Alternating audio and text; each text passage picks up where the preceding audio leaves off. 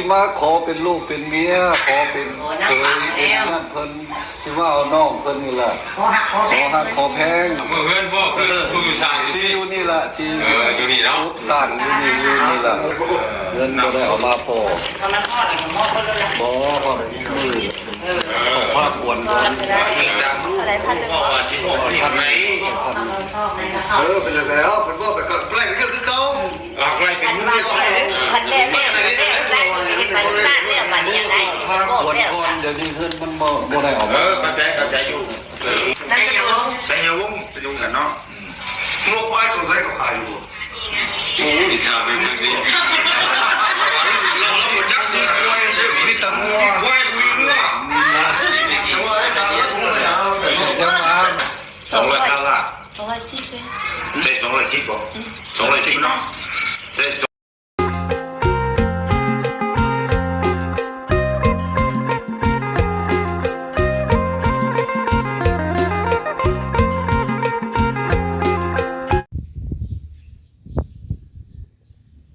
โดยกับทักทายสบายดีสวัสดีน้องพี่น้อง FC กันเบิร์ดสุคนเด้อพี่น้องเด้อเนาะสิเป็นทางภายในและก็ต่างประเทศเนาะก็ยินดีต้อนรับเข้าสู่ช่องสาวไร่บ้านเฮาคือเก่าคือเดิมเด้อพี่น้องเด้อเนาะโดยมาพบมาเจอกับทางสาวไร่มื้อนี้พี่น้องเนาะก็อยู่เฮือนเนาะทุกคนเลยเนาะหากระลุกตะไคร่ประมาณ2 มื้อ 3 มื้อแหละทุกคนเลยเนาะแล้วก็ช่วงนี้เนาะพี่น้องทางสาวไร่กับบริคอยออกไปข้างนอกหรือว่าบริคอยไปถ่ายคลิปถ่ายอย่างทางใดมาสั่นพี่น้องเนาะอยู่เฮือนมาสั่นพี่น้องเพราะว่าอีกอย่างก็มันก็บนถ่ายคลิปถ่ายอย่างมันก็ถนนหนทางมันก็ไกลมาสั่นนะทุกคนเนาะกับบริคอยไปถ่ายคลิปให้ทางพ่อแม่พี่น้องได้เบิ่งน้ำกันมาสั่นโดยก็คือที่สาวไร่ออกมาอัดคลิปนี้เนาะพี่น้องเนาะสาวไร่ก็เลยจับโทรศัพท์แล้วก็เข้าทาง YouTube พี่น้อยเนาะกับพอดีบังเอิญได้เห็นทั้งน้องสมหวังเพิ่นว่าซั่นพี่น้องFC หลายคู่หลายคนคือสิฮู้เนาะทางน้องสมหวังพี่น้องน้องสมหวังเพิ่นก็เคยออกมาเปิดใจทั้งช่องสาวไร่นี่แหละเนาะพี่น้องเนาะก็ตอนนี้ทางน้องสมหวังเพิ่นก็เป็นจังได๋ว่าซั่นพี่น้องคือว่ามีข่าวดีเนาะพี่น้องเนาะข่าวดีทั้งหนุ่มอเมริกาเนาะทางหนุ่มอเมริกาหรือว่าต่างประเทศพุ่นแหละพี่น้องพอดีคือว่าเห็นเพิ่นไหวขลองบ่หรือว่าอย่างกันให้แหละพี่น้องเนาะคือว่าเห็นเพิ่นไหวขลองกันมาสั่นเห็นเพิ่นออกทาง YouTube เนาะโดยเป็นผู้บ่าวรุ่นใหญ่แน่เนาะทุกคนเลยค่อนข้างมีอายุเด้อทางผู้บ่าวพี่น้องเนาะโดยแต่เพิ่นก็อยู่อเมริกาหากแต่สัญชาติเพิ่นก็เป็นคนลาวแหละเนาะทุกคนเลยเนาะโดยก็ยินดีน้องเพิ่นทางน้องสมหวังเพิ่นก็คือสิเจอคู่แท้ฮักแท้ได้ละบัดนี้พี่น้อยเนาะเพิ่นก็ได้ไหวขลงไปวาง2-3 มื้อขึ้นหลังแหละพี่น้องหักแต่สาวไร่ก็บ่ได้ไปดอกเนาะเพราะว่าเพิ่นบ่ได้ฮอดพี่น้องพอดีทั้งสาวไร่มาเห็นนำโทรศัพท์เนาะสาวไร่ก็เลยอยากมาแจ้ง FC หรือว่าหนุ่มๆหลายคู่หลายคนที่ยังหักยังแพงน้องสมหวังเนาะเพราะว่าตอนที่น้องเพิ่นเปิดใจในกะหลายคู่หลายคนเขามามักหักน้องเพิ่นเนาะหักแต่ตอนนั้นน้องเพิ่นก็อาจสิแบบว่ายังบ่พร้อมบ่หรือว่ายังบ่มั่นใจตัวเองบ่หรือว่าจังได๋ให้พี่น้องหากแต่ตอนนี้เนาะน้องเพิ่นคือสิมั่นใจได้ละพี่น้องเนาะถึงออกมาเห็นไหวขลองกันกับหนุ่มต่างวัยเนาะอายุนี่ก็คือว่า69 ปีแล้วพ่อแม่พี่น้องทั้งผู้บ่าวเล่าก็ได้เนาะเพราะว่าน้องเพิ่นนี่ก็อายุน้องเพิ่นนี่ก็22 ปีนี่บ่ทางน้องสมหวังเพิ่นพี่น้องหากแต่ว่าทางผู้บ่าวนี่ก็อยู่69 ปีได้พี่น้องเนาะจังไรก็บ่เป็นการศึกษาเสียเวลาเนาะเดี๋ยวสาวไร่สิพาเข้าไปชมคลิปเต็มเนาะว่าคาดองที่สอดน้องสว่างนั่นตกอยู่เท่าใดเนาะพี่น้องไปรับชมรับฟังอะไรเลยเนาะโดยหมดแล้ววันนี้ญาติโยมคนนี้ให้เอาไปจะนั่งเหมือนกันอย่างนี้มันแล้วเขาน้อยกันนั่งโคโลเป็นไม่โอ้โหเลยน้องแต่ว่าได้เด็กไม่ได้มาเมื่อยากเด้อที่มาว่าถูกดูนี่เราดูวัดชุบกับแกงน้องนี่ถามเสียงยิงน้ำ ที่ว่าร้อนหนาวถ่ายบ้านโอ้โหใช่ซื้อเสืองมาแต่อเมริกา USA หมด เกิดอยู่เวียงจันทน์ไปตั้งแต่คุณพ่อแม่พามี เดี๋ยวเข้าเด็กช่วงสงค เช้าร าม ไปเสริมเกิดอยู่วันวัดไตเวียงจันทน์ ปัจจุบันอยู่เวียงเนาะ อยู่เวียงจันทน์วัดไตน้อย ใกล้เดินบิน เดิมดินกำลังเกิด บริใกล้เดินยนต์มานี่ แต่ว่าไปอยู่อเมริกา นี่ดิ มีแต่สิมามือ มือมาฮอด ถึงเป็นเราโทรลงผู้จัดการซื่อๆเพราะว่าญาติใกล้ชิดกัน คนเราภาษาลาวคนเราเนาะ คนละ ยังภาษาจกแทรกอยู่ ถามว่าอยู่มาโลแล้วคนยักษ์เลยนะ จกแทรกอยู่ เรื่องแต่ที่เราเป็นอะไรเนาะ สมมติว่าเห็นสัญญาคือพอไปนี่มีผู้ใดเห็นผักห้องนะนอกเราอย่างที่บ้าน ชิบุ้งเจงงาน มันแต่งงานน่ะ เราจะกำลังคนเราเลยครับเราแต่คือว่าจะคว้ารถเหมือนเงิน ร้านนี้เราโทรลงติ่งดีเลยแต่ เราโทรไปสุดแต่พ่อแม่จำเนาะ จิตเองมาหมดหมดนี่เลย อยากได้สิแต่โมตื่นมือวันศุกร์วัน มันจิตเองหมดเลยกันมีแต่ห้องมีแต่จะให้ไปแต่งงานเนาะไป เฮ็ดแล้วได้ก็ไร จะทุกอย่างได้เสียเงินอะไรเพื่อนะครับ แต่ว่าเอาเรื่องนั้นก็ได้ เนี่ยก็ได้ นี่เด็กว่ายังแต่งงานหรือไม่ ทุกวันมันนี่จุกบอลมันนี่เป็นเงินอย่างเงี้ยเสียขึ้นเขาวันนี้ได้ทำประธานก็ได้มือวันทุกเนี่ยมือวันกูแค้นอาจจะยืนบ้านต้องเงินมาดิยืนต่างหากยืนแล้วเราจะยืนบ้านไหนจะไปแต่งงานเลยยังถ้ามือนั่นเนาะมือผู้แขน เอาเงินอะไรแล้วเอาก็ หายกันหาย ท่านไหน เราท่านนะเอามือผู้แขนเขาละที่คอยเอา คอยรู้ว่าได้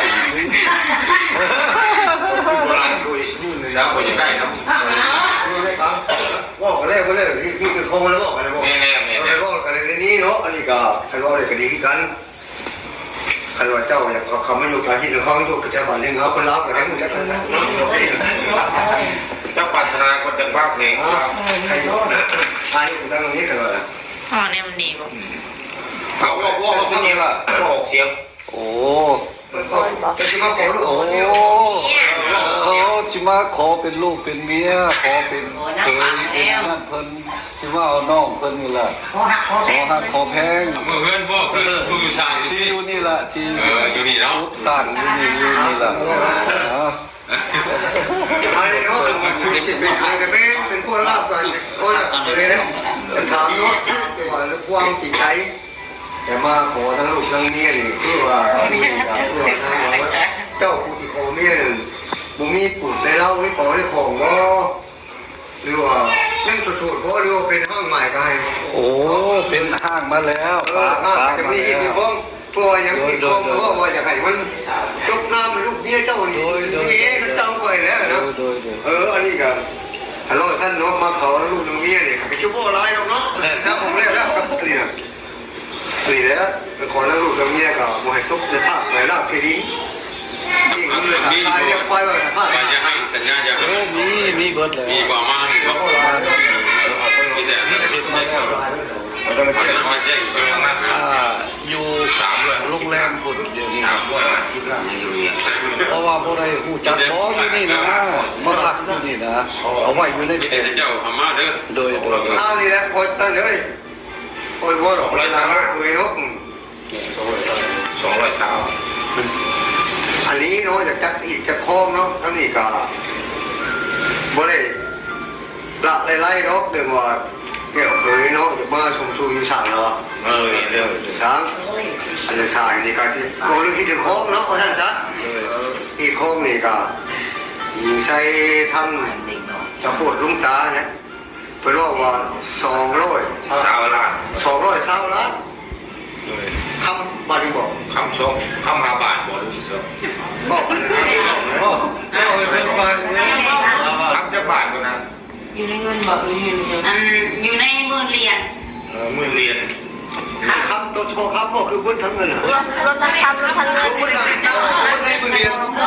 อยู่ในคำทั้งเงิน อันนี้ก็คันโบโบนี่เขาบอกเขาต้องในมือเรียนกับ ผู้เป็นพ่อเป็นแม่หรือว่าเป็นคนเราก็จักอีกคอเนาะว่าท่านหับเอาแล้วได้มือเรียนอ่ะที่มีงัวมีคำมีอย่างนั้นแต่อย่างพวกหลายเนาะเรากันว่าเงียบหลายแต่ว่าทางนี้เป็นโรคอะไรนะ ให้ตัวนั้นเลยนอกบ้านเขาเลยนะแต่ว่าทั้งเงินกับมือเลี้ยงแต่เงินแค่บ้านกับมือเลี้ยง รวมบัดเนาะ เริ่มพ้นไปแล้ว เขาเรื่องเรียนเขาก็โบทักแต่จะเป็นไรกันสูงเนาะอันนี้เนี่ยเอ้ยเนาะนี่ก็คันว่ามีผู้ต่างหน้าต่างตาก็มีเนาะเจ้าเล็กเป็นรักเป็นแกนเรื่องอีกเรื่องของทางนี้ก็สิลิงเจ้าว่าคันว่าทางที่เจ้าพ่อมันก็บ่ได้สิขึ้นกันเขาเรื่องเรียนแต่ว่าคือเขาก็บ่ฮู้เนาะ ว่าได้ ตอนนี้คนนี้ ใส่ว่าเจ้าพังเนาะเจ้าก็จะพูดภาษาลาวรู้คันว่าเรื่องว่าเขาว่า10,000เหรียญ10,000เหรียญเป็นเพราะเจ้าว่าเขาเป็นเขาทนายเขาเป็นเมียแต่ว่าอยู่บ้านบัด สำหรับค่าหน้าแม่นม บัดเลยบัด สำหรับค่าดองเฮ็ดนี่เฮ็ดนั่นนั่นต่างหาก ต่างหากในช่องเรียนนะ ชื่อว่าชื่อว่าไอ้คนเรียนชื่อว่าชื่อเพียรนะ โอ้บัดบัดเนาะเขาก็เลย คาดองเรียนก็ตามมา ทุกงานแล้วจะจัดอีกมือเรียนเป็นช่องมือเรียนเจ้า แต่ว่าขึ้นกระโดงกันค่าชุดขนมมันมือเลี้ยงชอบเลี้ยงว่ามือเลี้ยงเรื่องงัวเรื่องตัวต่างๆเนี่ยต่างหากนี้แต่ว่าเรื่องเจ้าละก็เลี้ยงฮัลโหลสั้นเลยครับ รู้แล้วมันต้องมีของมือเรียน ตัวเล็กก็ยากนะแต่ว่าเราหูแต่ว่าเราเรื่องว่าให้ทั้งเจ้าโคตรลุงตาทั้งนี้และไรออกเดี๋ยวมีอย่างตามบ้านทั้งหมดนะเป็นว่าคงอยู่คงกินมอดอยู่มีก็แต่เขาไม่รู้นะเลยเสนอขึ้นแต่ว่าทั้งเคยนั่งทับอะไรวะเข้าพ่อเข้ามือเรียนแต่คนอยู่คนกินเหล้ายาทาน้ำเรือมีอะไรก็ช่วยแลกกันอะไรที่เจ้าบอกมันเป็นคนทำเป็นนายเนาะเรื่องผมกันนี่เนี่ยว่าสั้นฮัลโหลสั้นเลยกระช้าเจ้ามันยกท่าผมเป็นเจ้ามันยกท่า คันตัวนี้คือหัวเจ้า นี่ให้ยกเยอะมันเยอะ ยังมาใกล้ยังมาใกล้กันเป็นคนบัดเนี่ย อยู่เป็นเป็นคนหนึ่งไม่เดียวไอ้ข้ามไม่คุ้นเลยข้ามไม่มีไอ้จะดีไม่เองไอ้เราไม่รู้ไอ้เราไม่ต้องเข้าใจกันได้เนาะก็ไปอยู่เป็นยัง ตัวนี้เป็นแนวโฮมใหญ่สุด เด้อนี่ก็ ตัวนี้คือช่วงกลาโฮม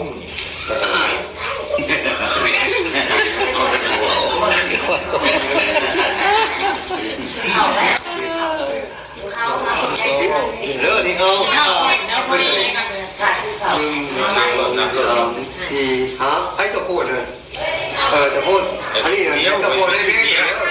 ไปเรียนกันแล้วใช้ตะโพดได้ไหมนั่นแหละเป็นชุดใจลูกชุดแก่นี่ให้ตะโพดเขาจะไปพูดเขาก่อนเป็นกันได้เอาเดียวได้เป็นคนได้คนเดียวว่าจะถึงแล้ว คุณว่าใครไปบ้านคนเดียวได้ใครเอาของเยอะของอะไร ท่านว่าที่ไปน้ำตาลก็เอาดีๆอยู่แค่มันมีการห้องคอในนี้ทางนั้นก็ต้องเปลี่ยนเสียงนั้นทางนี้ก็พอแนะนำว่าทั้งที่ดีเนาะ เจ้าให้ ท่านว่าออกจากกันแล้วไปแล้วเนี่ยไปมันนี่มันก็คนจักที่อยู่ที่ไปที่มาเนี่ยเดี๋ยวแต่ห้องก็ แต่เป็นคนไม่ยากเสียแล้ว ต้องมีการนัดกันแหละเพราะว่าลงรายเส้นกันเนี่ยแล้วว่ามือนั้นยามนี่ เมน นะว่ามือนั้นก็จะมาเตงแต่ว่าเอาก็ข้าเจ้าข้าทำเนียมก็สมนั้นกันนี่ก็นั่น ธรรมดาบ้านเขาแล้ว นี่ยังก็มวยกันยังนี่ก็ขามือเดียวลูกก็แม่นยุ่งเกี่ยวกับรายการ บ้านเขาดีได้ทุกบ้านเขาดี อันนี้ก็ คนเดียว ค คน น เดี ที่ ยว ว่าสัญญากันง่ายก็จักว่าแม่นก็ลมกันเนี่ยนะธรรมดามันก็ต้องได้บันทึกกันเนียน ธรรมดามันก็เห็นแล้วไป เพ ก็ ราะว่ามันก็พอเรื่องว่านั่นนะ ก็ง่ายอะไรของพวกนั้นเนาะเพิ่นตัวเพิ่น ไม่ได้กับมือนึงเนาะมันหอดมือนี่แหละ บ้านมาเนาะ มือไหวชูคอน่ะต้องมีแนวมาปงก่อนนะ โดย เงินบ่ฮอดบ่เรียนกับหรือว่าพันเรียนก็ได้มื้อนี้ นี่น้องเรียน ท่านเรียน พันเรียนก็จะไม่พอ มันก็เลยเรียกเลย ไปเรียนกัน ท่าน ให้เป็นอะไร คนก็คนอะไรนี่นั่นได้คิดพัดกันเนาะ บ่ นั่นจะคอย ไม่ใช่บอกกันเรื่องกันบอก เงินก็ได้เอามาพอ ทำน้ำทอดอะไรของหม้อคนละ บ่พอมือของภาคควรก่อน อะไรพันหนึ่ง ท่านไหน เป็นแล้วเป็นว่าไปกับแกล้งเรื่องที่เขา หลากหลายเป็น พันแม่แม่แม่แม่พันบ้านเนี่ยมันยังไง ภาคควรก่อนเดี๋ยวนี้เงินมันบ่ได้ออกมา เข้าใจอยู่เราต้องนั่นนี้คือว่าเนี่ยมึงเข้าไปสุโขมาได้ในมือเรียนเนาะเขาจะพันหนึ่ง พันนี้พัน ยังเข้าไหมพันเหรียญพันคือให้ตั้งเก้าถ้าได้ข่าวมาสั่งถึงไว้ แม่แม่ โดยว่า หลักได้เงินของเราวางเนี่ยเราทำได้ อันนี้ ทำเพื่อชิปพันเหรียญที่พวกคุณก็หนาแม่เราว่าอะไรกี่ หาเนี่ยเห็นทั้งว่าทั้งนี้คนมาให้เห็นก่อนเห็นอย่างนั้นเห็นแล้วไม่เห็นรู้ทั้งหมดแล้วไม่เห็นด้วยกัน อันเข้ากันกับเล่าอันระวังมือคอนลาซิโมเบิร์ด บ่เบิดแล้ว นี่ บ่เอาดูแต่ว่าบ่ได้เอาเงินมาบ่ได้เอาเงินมา อะไรเงินลูกยังเท่าไรเดี๋ยวนี้มอบถึง ขันว่าหม้อเมื่อแล้วคนเห็ดใบน้ำตาลแล้วนะขันหม้อเงินเนี่ย บ่แล้วมันบ่พออยู่แล้วเงินนี่น่ะบ่เบิดก็บ่แล้วคือเขาเอาทนก่อน อันนี้แบบเขาไม่ได้เห็นไปเนี่ยมันเรื่องสร้างเขาเห็นคนนี้นะเขามีหลักฐานอย่างก็ดีนี่นะ โดยแม่นความมาล่ะ คนแรกพี่น้องเรายังมา เอาพี่น้องกระตุ้ต้องเอาแน่ๆอ้างอิงของเราเนี่ยมาสปอร์ตก็ยังก็มาปวดก็ บัตรสปอร์ตนี่ก็ โอ้ยมีเบิดเลย ส่วนเพราะว่า โดยเข้าใจอยู่ ก็มันหนังสือรถได้ลูกเลย มันก็เราให้คนเห็นได้ เพราะคนเอาคนปวดนี่ลูก แล้วแล้วหูจักอยู่แล้วคน คนละเอาบ่ผมเป็นคนดู หนังสือรถกับ คนดูใกล้วัดไทยนี่ เรียกบึ้งหน้าเลย วัดไทยเรียกจันทร์มวยคนดูคนเราเนี่ย เราผ่านเราตัวไม่ตัดเป็นน้องตัดแล้ว เราบุกเมนก่อนนี่ได้ไปน้ำบนนี่ที่คุณบุกเมนคนโลเล่เลย ไปกับอินทราปีแล้ว เป็นคนโลเล่ก็บ่มาฮอดที่เนาะ คนโลเล่บุกกับ เรากับหูภาษาเราเลย คนลาวบ่เจ๊กยาเนาะทุกสิ่งอย่างก็กัดไม่ก่อน ตอนนี้บึ้งถูกต้องไม่ว่านี่ โดยเฮ็ดมาเบิดแล้วอันนี้ก็ เวลาตรวจตา พาสปอร์ตมาตั้งแต่ คนเชื่อยุทธศาสตร์สมัยคุณพ่อบ้านเรา คนอเมริกาเสื้อชาติลาว เราเป็นแม่ครับเราเขาก็จะกินแบบนี้แล้วย้ำโอยจำถูกต้องตามที่ผมมาถึงไม่ว่าอันที่เราแก้อะไรนี่ ถ้าบ่ถูกต้องเขาบ่ให้เข้าดอกเขาจำกาอยู่ แม่แล้วแต่คนยิงคือเนาะคือคนนั้นจะ โดยคนเกิดที่การแจ็คแล้วคนน่ะปิด ว่าคุณคือข่อยพี่น้องพี่น้องเจ้าก็คือน้องนี่เจ้าบ่ มันคือฝัน น้องนี่จะเป็นคุณใด เราได้เคยละเคยไปน้องเขาจาก บ่ยากหรอก อันนั้นเมื่อเป็นการ ไปเลยที่ไม่ตู้เนี่ยไปแล้วเหมือนที่ไม่ตู้เลย ไปเลยโอ้3,000กว่านี่บ่นะเนี่ยวันนี้เลยครับพี่น้องวันนี้สว่าเงินได้เงินเดียวนี่เป็นสินสอดขนมเนาะ โดย เงินที่ว่าเจ้าจัดงานนี่โดยโมเมนต์น่ะเจ้าจัดสมัยสุดท้ายเจ้าบ่ใส่น้ำมันถึงได้บ่ใส่กะยา บ่ใส่กันเนาะบ่ซื้อบ่ใส่ โดยก็บอก เราหาโดยงานจัดนะ เจ้าอาบน้ำเรียนกันสุดท้ายเจ้านะมันเรื่องของเรา โดย คนนั้นจะให้ผู้ทำมาทำเรื่อง เรื่องของเราเราใช่คนเราเขาใหญ่ต่างหากได้ได้สุดเลย อันนี้เราเราจะใกล้นะไอ้เราจะคนชอบคนอีกแล้ว ใส่ตัวนี้บอกตัววัดเอามื่นนึงก็ได้โอ้ถามซื้อเด้อ ซื้อเสื่อม เสื่อมเอื้อมซอเสื่อม แม่นล่ะ เสื่อมเสื่อมเอื้อมซอ คอเสื่อมเรื่อง ยังน้อยนึงกูใส่โคเสื่อม เรื่อง เสื่อม เรื่องเสื่อมเรื่อง เสื่อมเรื่อง เท่านั้นก็ เสื่อมเรื่อง เรื่องนามสกุล เสื่อมเรื่องไม่ใช่ก็ โดยวัฒนธรรม เอาชื่อเรื่องหมอเสื่อม เสื่อมเรื่อง เรื่อง น้องเรื่อง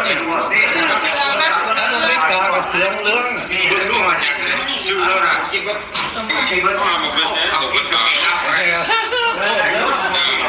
เสือเรื่องเสือ กินตัวล่าคนนี้แหละ มันก็เท่าเอามือ เขียนตัวละอ๋อ แล้วก็อายุตัวนั้น ครับอายุ69แล้ว เสียงเรื่อง ตอนนี้ อาชีพสร้าง ภาษา สร้าง ที่บ้านสร้างเพื่อไม่ชื่อเขาบุยกำกร กรรมกร เป็นน้ำไม่ วันดูข้าวเองต้องขอลุงไม้ไหลเลย ไม่มีชื่อนะ ไปเล่นเนี่ยมึงเรื่อง แม่เหรอ เรื่อง เสือเรื่อง เสียงเรื่องเอาไปสิครับนะเสียงเรื่องนี่นะ เสียงเรื่อง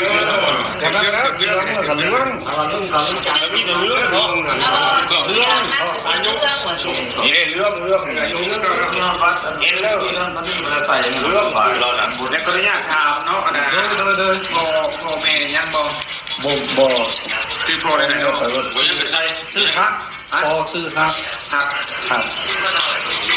แม่ซื้อแอร์ โปรนี่เสียเนาะ เสียเบิดแล้วแม่พอแม่ซื้อแล้ว เจออยู่เราแม่ เนี่ย ซื้อแอร์ ต่อคือกัน นามสกุลนั่นเดียวละ บ้านเพื่อนบ้าน ปัจจุบันบ้านเรือนมีมาอย่าง อยู่อเมริกาอยู่อิลลินอยส์ชิคาโก ผมมาอยู่เวียงนี่นะอยู่เวียง อยู่เวียงเวียงวัดไตบ้านอุมุง มีหน่วยบ่ หน่วยยัง มันสมัยตะกี้พูดแล้วมันอันดาเกิดอยู่บ้านเกิด ทางเอื้อยเรามาถึงใส่ อยู่บ้านวัดไตเกิดอยู่บ้านมุกมุงเมืองเวียงจันทร์แขวงเวียงจันทร์นะ บ่เอาบ่หน่วยเนาะ เดี๋ยวแต่สิใส่แล้วเดี๋ยวนี้ บ้านตายบ่ บ้านวัดไต บ้านตายได้เป็นในสนามบิน เกิดยังมาใส่ไปสั้นแล้วเนาะ วัดไตในสนามบินแต่ว่าเนาะ อายุห้าแล้ว เมืองอย่าง ถามคนนี้ก็จะบ้านเท่านะ เมืองศิตนาบ่หรือสิโคตร สีโคตรตะบอง เออสิคนตะบองคนตะบอง ตะบองเมืองเวียงจันทน์เนาะ นคร นครเวียงจันทน์เนาะ นครนั่นอยู่ไหนนะ โดย นคร ก็บ่ชื่อปานใด สิคนตะบองเนาะ เราเด็กเขาเป็นนครจันทร์บ่ ในนครนี่จะ เป็นนครเวียงจันทน์ ขบวนนครแท้เนาะ ไปนครเลย กับเพลงนครของวิจันทร์ แม่นล่ะป้ายรถก็มาแต่พุ่น ตายไว้มึงเสีย เช้าเอาผู้หญิงเนี่ย ไม่ใช้เด็กหน่อยนะ จับมาแข่งกับนาสมบัติอะไรกัน สมบัติเนาะจะหมดแล้ว แต่บางนะนะ ใส่จมูก แต่ยัง ป่าน รู้ตุ้ม ชัยวงศ์เนาะยุ่ง สะสม เตะทำที โอ้ยดำหน้าบ่เป็นมันก็ชาวนา ข้าว เด็ก มันมีการไปกี่กะลีบ่ มี นี่เนี่ยเอานามสกุลในน้องมาวงไงฮะมาวงมีนามสกุลป่ะ นั่นจะรู้ ใส่ยวงจะยงกันเนาะ งัวควายตัวไหนก็ขายอยู่ โอ้ยชาเป็นแบบนี้ มีตะงัว ควายมีงัว แต่ว่าไอ้ดาวแล้วผมดาวแต่ จังหวะมีงัว นี่อย่างเราไปจับเราเพราะว่าวันแรกวันจะเข้าจะมาตามนะ อย่าเฝ้าถามกันเนาะ เฮ้ยนั่นมานั่นนั่นสกุลเดียวกันป่ะ กันแล้ว หมูเขาถามยังควายเราบุญจัก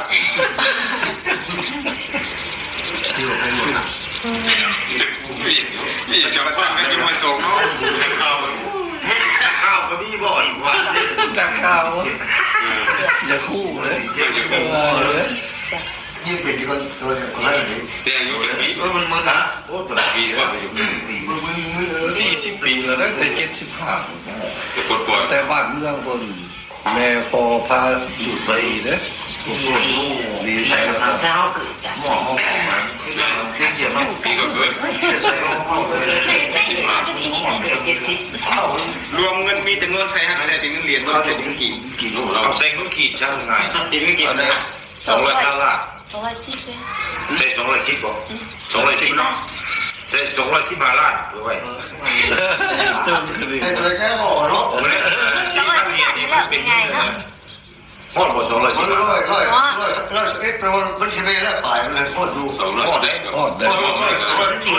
ในเงินบาทเห็นเหรียญ ได้215ได้ กู3เซน มันก็สิบ ได้สาว คำเนาะคำเท่าไหร่ มันเป็นร้อยเอ็ด คำบาท ท่านไปดูเนื้อหาหน่อยว่า เราเขียนให้ดูได้ หยุดอยู่ในคำอยู่ในเงินบ่เนาะ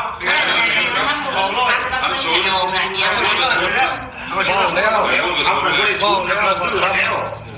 ซื้อครับคนมันอยู่รวมสุด ไล่เป็นเงินน่ะนะก็แถลงใส่เป็นข้าวเนี่ย โคเป็นที่สร้างจะซื้อเลยจะซื้อแล้วเรียนกันนี่ทั้งคำทั้งหมดอย่างนี้มันเป็นแม่ แล้วนะ ไว้ร้อนจังคนอะไรเขาต้องไม่ได้ซิกซื้อ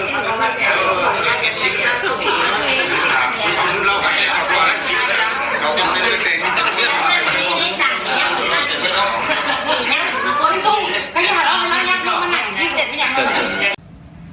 วาในพี่น้องเป็นจังได้วาในพี่น้องเลยเนาะหลังจากที่ว่าได้เบิ่งคลิปเต็มเนาะหลายคู่หลายคนกับป้าใจจดใจจ่อว่าสันพี่น้องเนาะเพราะว่าทั้งน้องสมหวังนี่ก็เป็นคนสวยคนงามเนาะทุกคนเลยเนาะแล้วก็เป็นคนเว้ามวนแล้วก็ยิ้มเก่งว่าสันทุกคนเลยเนาะหลายคู่หลายคนก็อาจสิมักฮักนิสัยน้องเพิ่นเนาะบางคนก็ฮักแบบอยากเอาเป็นสู้เป็นแฟนบางคนก็ฮักมักแบบน้องแบบนุ่งเนาะทุกคนเลยฮักแต่ตอนนี้หลายคนหลายคนก็ฮู้แล้วล่ะบัดนี้เนาะทุกคนเลยเพราะว่า FC เพิ่นอาจสิได้เห็นคลิปเต็มแล้วเนาะแล้วก็เรื่องคลองชิ้นสอดน้องสมหวังเพราะว่าตั้งแต่ว่าสาวไล่ฮู้กับน้องเพิ่นเนาะสาวไล่ก็บ่ได้ค่อยไปถ่ายคลิปถ่ายหยังตั้งแต่ว่าน้องเพิ่นติดใจไปนู่นก่อนนั่นแหละพี่น้องเอ้ยก็บ่ได้ไปถ่ายเลยเนาะก็มาล่าสุดนี้ก็จนเห็นว่าน้องเพิ่นสมหวังว่าสันทุกคนเลย อ้าวดีใจน้ำน้องเพิ่นเด้อทุกคนเด้อเนาะหากแต่ว่าเรื่องคลองชิ้นสอดเนาะ FC เพิ่นก็อยากพูดแล้วล่ะสาวไลสีว่าให้ฟังเนาะคลองน้องสมหวังถือว่าหลายที่สุดในหมู่บ้านเด้อทุกคนเด้อเนาะหลายที่สุดในหมู่บ้านเพราะว่าแล้วก็เป็นคนแรกอีกเนาะแล้วก็เป็นคนแรกที่ได้เงินคลองชิ้นสอดหลายในหมู่บ้านเลยว่าสันทุกคนเลยเพราะว่าคลองชิ้นสอดน้องสมหวังนี่เป็นเงินกีบกับจำนวนอยู่200 ล้านเนาะพี่น้องเนาะ200 ล้านก็คือว่ามีปลายอีกได้พี่น้องเลยเนาะโมเมนว่า200 ล้านถวดได้200 ล้านก็มีปลายอีกโมเมน10ก็หรือ20เห็นทุกคนเลยเนาะหากแต่ว่าเป็นเงินบาทนี่ก็โอ้นักอยู่ได้พี่น้องเลยเนาะตกอยู่3 แสนผู้ได้พี่น้องเลยเนาะป้าก็ถือว่าหลายที่สุดเนาะหลายที่สุดในหมู่บ้านเลยเนาะแล้วก็เป็นคนแรกอีกที่ได้เงินคลองชิ้นสอดหลายเนาะทุกคนเลยแล้วก็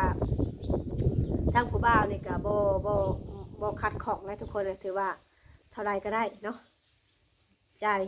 ได้ตลอดว่าสันทุกคนเลยหากแต่ว่าอ้ายเพิ่นนี่ก็มีอายุแล้วเนาะก็บ่ว่ากันอยู่น้ำคนมักคนฮักกันเนาะพี่น้องเลยเรื่องอายุมันบ่สำคัญเนาะสำคัญที่จิตใจเนาะทุกคนเนาะอันนี้กับบตี้บอกว่าเนาะทั้งสาวไล่เห็นนะกะโอ้ยยินดีน้องเพิ่นว่าสันพี่น้องเลยเนาะเพราะว่าทั้งน้องสมหวังในกะในหมู่บ้านเดียวกันในกับโมเมนต์ผู้อื่นผู้ไกลเนาะกับเป็นลูกหลานเลยน้องเดียวกันว่าสันทุกคนเลยเนาะทั้งสาวไล่ก็ยินดีน้องเพิ่นเนาะที่ว่ามีคนหักคนมักและก็มีคนซัพพอร์ตแบบดูแลอะไรขนาดนี้นะทุกคนเลยเนาะโดยหากแต่เพิ่นก็คือว่าสิมีงานแต่งเพิ่มอีกแล้วพี่น้องเลยคือว่าเดี๋ยวเร็วนี่แหละเนาะวันศุกร์ที่ถึงนี่แหละว่าสันทุกคนเลยเนาะมีแต่ว่า FC เราหลุดเราส้มเด้อเนาะว่าทางน้องสมบังเพิ่นจัดงานแบบใดแน่เนาะสิเอาแบบดูลาบ่หรือว่าแบบธรรมดานะทุกคนเลยเนาะแต่ตอนนี้ทางน้องเพิ่นน่ะกับทางอ้ายเพิ่นเนาะเลยเฮ็ดวัดเซิร์นอีหยังเป็นทีเรียบร้อยแล้วพี่น้องเอ้ยเนาะเฮ็ดวัดเซิร์นอีหยังเป็นทีเรียบร้อยแล้วเตรียมสิผูกแขนมื้อวันศุกร์นี่เนาะวันศุกร์สิมานี่แหละอีก2 มื้อข้างหน้าว่าสันพี่น้องเลยเนาะรอรุ่นรอชมเนาะก็มีแต่ว่าสไลด์มาแจ้งข่าวอีกอย่างให้ FC เบิ่งประมาณนี้เนาะคำเป็นจังไดกะรอชมคลิปหน้าต่อไปเด้อพี่น้องเด้อเนาะจังไดกะขอบคุณ FC ที่ยังเข้ามาเบิ่งมาชมแล้วก็ยังหักยังแพงสาวไลเนาะยังบ่ลืมสาวไลเด้อพี่น้องเลยสาวไลก็ขอบคุณเนาะจังไดคลิปนี้ไปก่อนพี่น้องส สบายดีบัดสุขุสุคนเด้อ